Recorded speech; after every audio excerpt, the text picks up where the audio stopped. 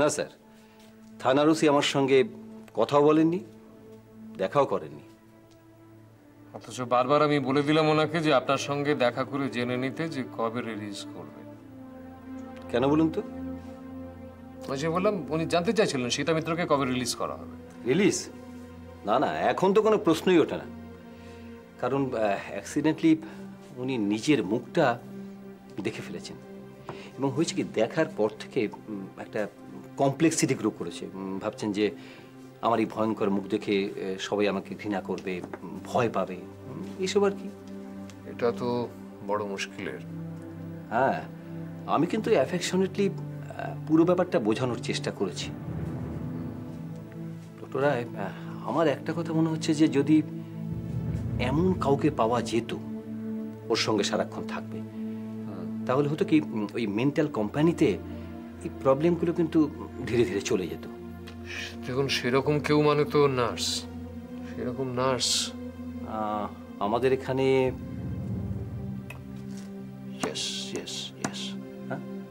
আপনি কি কারো কথা ভাবছেন? স্যার আসতে পারি? তুমি তো 1000 বছর বাঁচবে। কেন হঠাৎ এই কথা বলছেন? এই মাত্র তোমার কথা ভাবছিলাম। আমার কথা? আপনি কি সীতা মিত্রের ব্যাপারে ওনাকে? তুমি পারবে সীতা মিত্রকে প্রপার কেয়ার দিয়ে তাকে সুস্থ করে তুলতে, কি পারবে না? সীতা মিত্র মানে ওই বনওয়ার্ডের কেস না? হ্যাঁ, পেশেন্টের মধ্যে একটা ডিপ্রেশন গ্রো করেছে, একটা কমপ্লেক্সিটি। কমপ্লেক্সটা কি? রাঘব, চন্দ্রিমা, চন্দ্রিমা, তুমি এসেছো? তোমাকে আমার খুব দরকার, জানো? আমাকে তোমার দরকার কেন? নন্দিতা এসেছিল। নন্দিতা মানে তোমার বউ? বউ? ও নো নো। ও, মিসেস বললে কি তুমি খুব খুশি হবে? না না না, বউ মিসেস কিছু না। আমি সেটা ভাবি না। আমি অনেকদিন ওই ভাবনা ছেড়ে দিয়েছি। ওর সঙ্গে আমার কোনো সম্পর্ক নেই। সম্পর্ক যখন নেই, তখন নন্দিতার অন্য পুরুষের সাথে বন্ধুত্বে তুমি জেলাস হয়ে যাচ্ছ কেন? মানে? মানে তুমি রমেশ খান্নাকে খুন করেছো কেন? চন্দ্রিমা, তুমিও একই কথা বলছো? আমি রমেশ খান্নাকে খুন করেছি? দেখো রাঘব, কেউ জানুক বা না জানুক, আসল ঘটনাটা আমি জানি। কি আসল ঘটনা? তুমি ঠিক করেছিলে রমেশ খান্নাকে খুন করবে।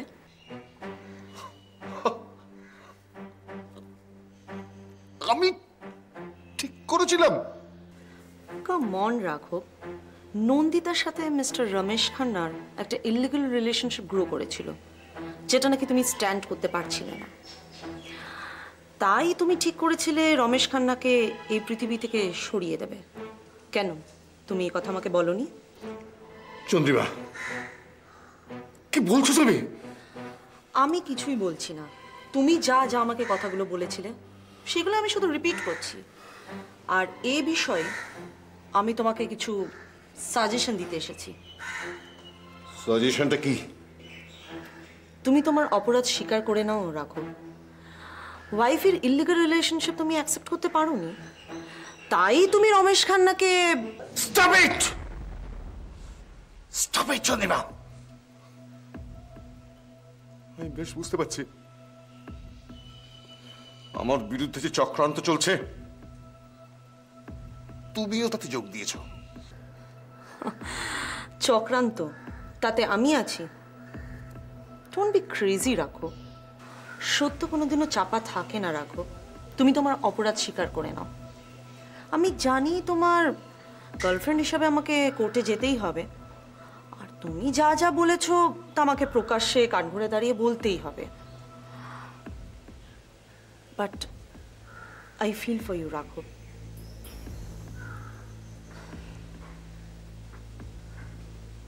All the best. বাই।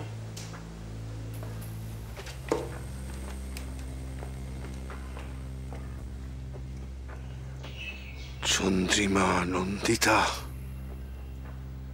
এরা যদি আদালতে আমার বিরুদ্ধে সাক্ষী দেয়, রিভলভারটা ক্রমশ আমার দিকে ঘুরছে, কিন্তু ট্রিগারে আঙুলটা কার?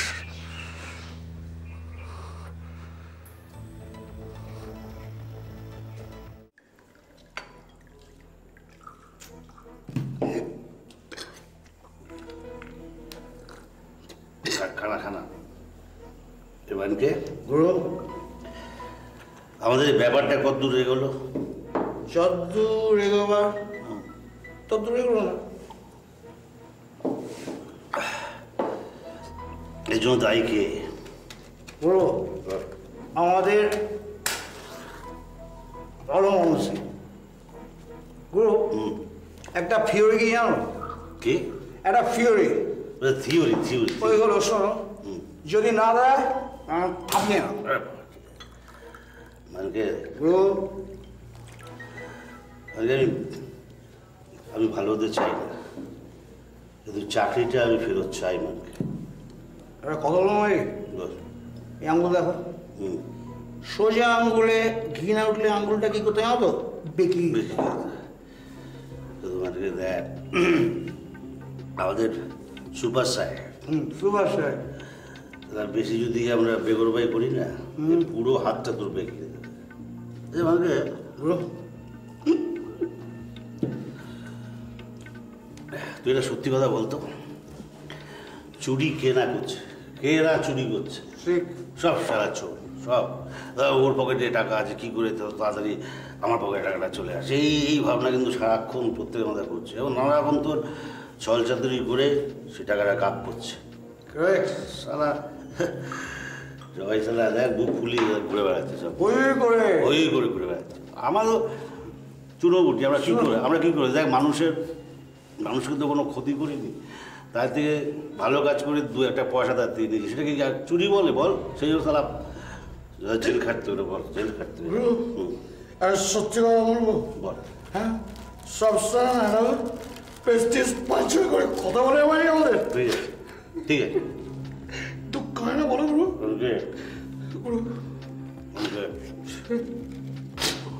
আমাদের একটা কাজ করতে হবে।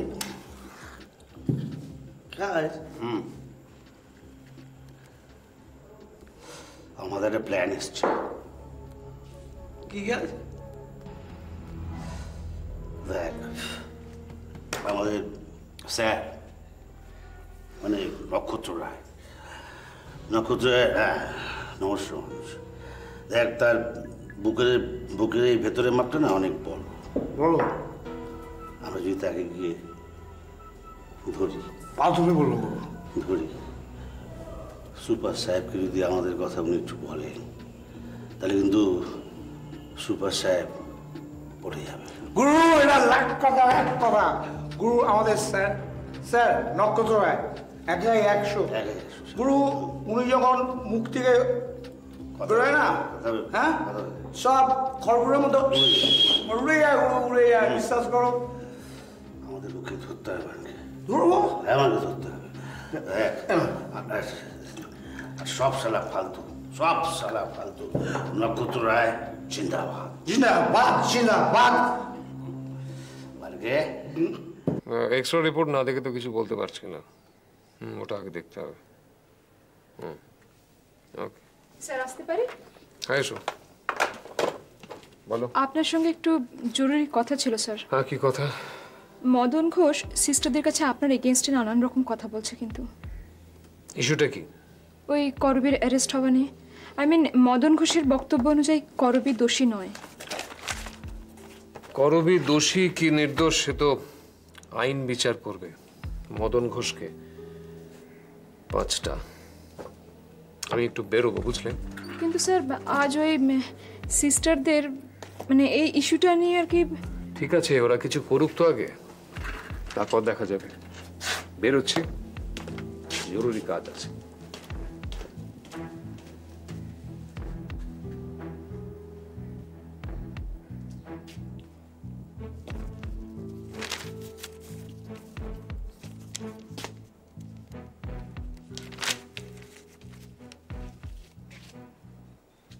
আজও ঠিক একই ঘটনা ঘটল। কি ঘটনা? স্যার একই সময় বেরিয়ে গেলেন। তুমি জানলে কি করে? আমি স্যারের চেম্বারে ছিলাম তখন। ইনফ্যাক্ট মদন ঘোষ নার্সদের নিয়ে ওই করবীর অ্যারেস্টের ব্যাপারে একটা ঘুঁট পাকাবার চেষ্টা করছে, আর স্যার হচ্ছে তার প্রধান টার্গেট। মানে মানে মদন ঘোষ স্যারকে অপদস্থ করার চেষ্টা করছে, আর আমি স্যারকে ঠিক সেই খবরটা জানাতেই স্যারের কাছে গিয়েছিলাম। তারপর? স্যার আমার কথা শুনছিলেন, কিন্তু হঠাৎ উনি ঘড়িটা দেখলেন। দেখার পরই কেমন চমকে উঠলেন, সঙ্গে সঙ্গে বেরিয়ে গেলেন। সেদিনও একই সময়, বিকেল বেলায়, আর আজও তাই। এই সময়টায় স্যার কিরকম ব্যস্ত হয়ে পড়েন, তারপরে কারো কথা না শুনে উনি বেরিয়ে যান। না না, উনি আমার কথা শুনছিলেন, ইনফ্যাক্ট খুব মন দিয়েই শুনছিলেন, কিন্তু ঘড়িটা দেখার পরেই কেমন হয়ে গেলেন। কিন্তু কোথায় যেতে পারেন স্যার? ডিউটি আওয়ার্সে ডিউটি না করে বাইরে কি এমন জরুরি কাজ থাকতে পারে স্যার? আর সেই কাজ স্যারকে বাধ্য করে ঠিক একই সময় হসপিটাল থেকে বেরিয়ে যেতে। কিন্তু কিসের টানে, কিসের টানে স্যার ডিউটি আওয়ার্সে বেরিয়ে যান? আচ্ছা দিদান, মেয়েটির কি অসুখ গো? যে অসুখই হোক, ডক্টর রায় দেখেছেন, ও ঠিক ভালো হয়ে যাবে। আমি ভেবেছিলাম আমি বোধহয় সবচাইতে কম বয়সী পেশেন্ট। আমার বয়সে কারো রোগই হয় না, কিন্তু বন্টি তো দেখছি আমার চাইতেও ছোট। যার একদিন বয়স, যে একদিন হলো এই পৃথিবীতে এসেছে, তারও অসুখ হয়। অসুখ কাউকে রেহাই দেয় না বাবা। এতটুকু একটা মেয়ে মাকে হারিয়েছে। বন্টির মানি, আমারও তো মানি। মায়ের মেয়ে হওয়া আর মেয়ের মা হওয়া, এই দুটোই কি এই দেশের সমান অপরাধ? হ্যাঁ, দেখো দেখো, ছেলেরা কত ভালো আছে না, কোনো দায় নেই, শুধু দাবি করে যায়।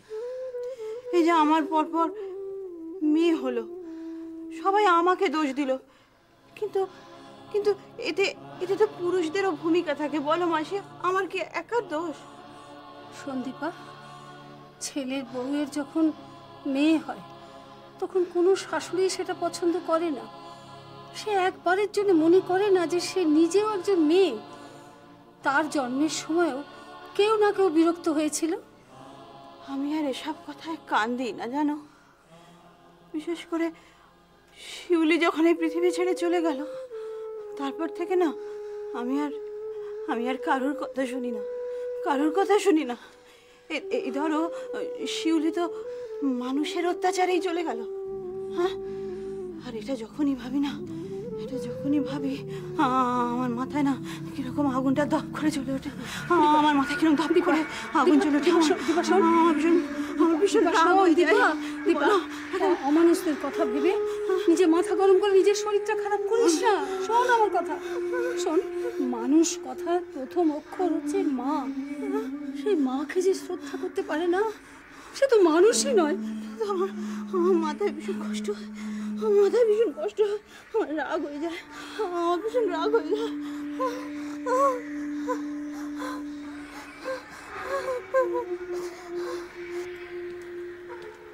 Good morning.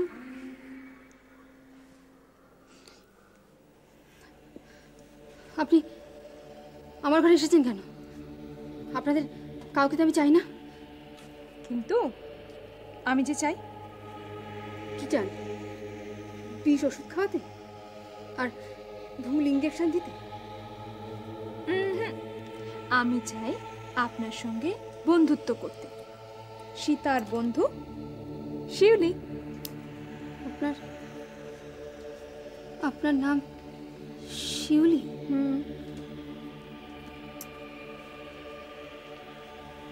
তা তো হয় না। কি হয় না? আপনাকে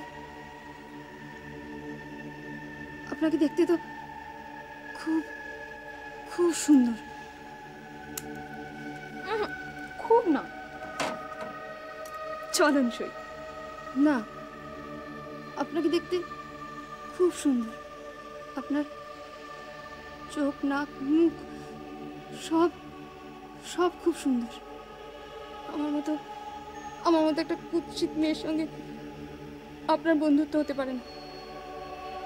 আচ্ছা, আপনি আপনি এত এত সুন্দর কেন? কেন কেন আপনি কেন সুন্দর? উত্তেজিত হবেন না। আপনি এখন অসুস্থ না? দেখবেন যখন আপনি সুস্থ হয়ে উঠবেন আপনি খুব সুন্দর হয়ে যাবেন। আমি কোনোদিনই সুন্দরী ছিলাম না। আমার যেটুকু রূপ ছিল আগুনে পুড়ে গেছে। কোনোদিনই আমি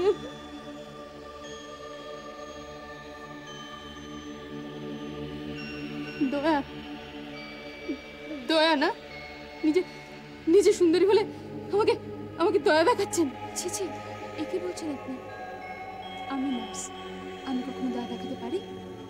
নার্স হয়ে ফুল ইঞ্জেকশন দিয়ে রোগীকে মেরে ফেলতে পারেন, তাই না?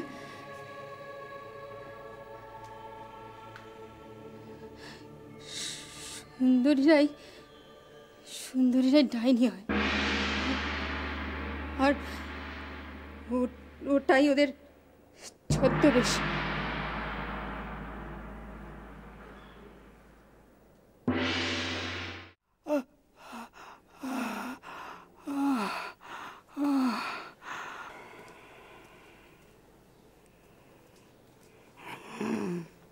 কথা ছিল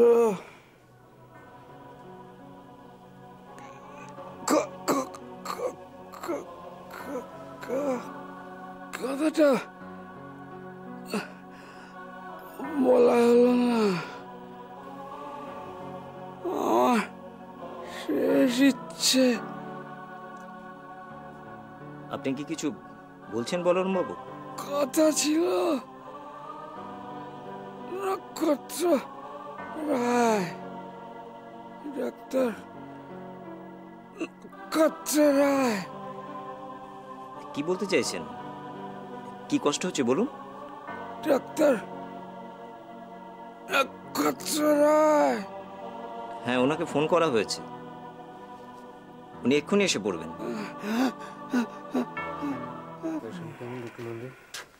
ভালো না?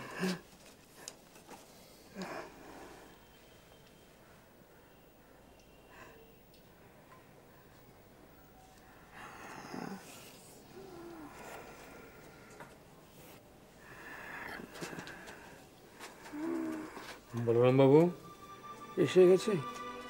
এবার আমার মরেও শান্তি। আপনার খোঁজ করছিলেন, কি যেন বলবেন বলছিলেন। কিছু বলতে চান আমাকে? এদিন যে কথাটা বলতে পারিনি, আয় ডাক্তার নন্দিয়া আছেন, একজন সাক্ষী থাকা দরকার।